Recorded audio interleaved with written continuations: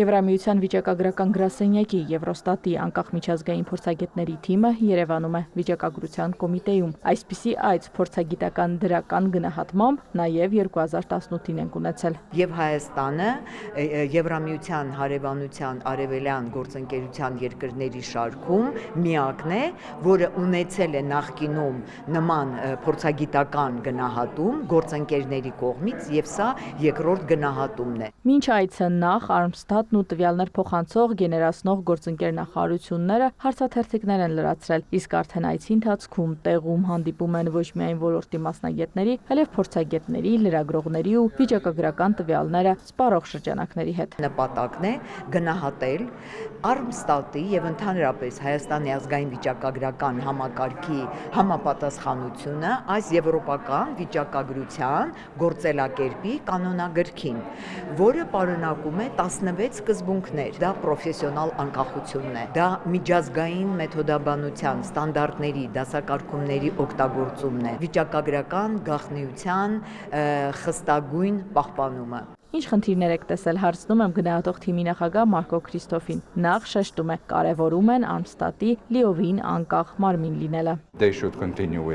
Եվ դա պետք է պահպանվի։ Պատմում է, զարմացել են վիճակագրական կոմիտեի թիմի պրոֆեսիոնալիզմից։ Արձանագրած խնդիրները պայմանավորված են միայն ռեսուրսների պակասով։ Ինչը շատ տեղերում է հանդիպում, քանի որ ծախսերի մակարդակը կախված է երկրի բարեկեցությունից։ Թիվ 1 խնդիրը համարում են Armstadt-ի կայքը, արդիականացնել է պետք կամ ստեղծել նորը։ Armstadt-ն ունի մեծ քանակությամբ տեղեկություն, ինչն այս 5 այգում գտնելն ու հասանելի դարձնելը դժվար է։ Երբ լինի նոր կայքը, հնարավոր կլինի այդ տվյալները ավելի հեշտությամբ ներկայացնել բոլորին։ Երբ կունենանք հարցին, արձագանքում է, բարդ հարց է, քանի որ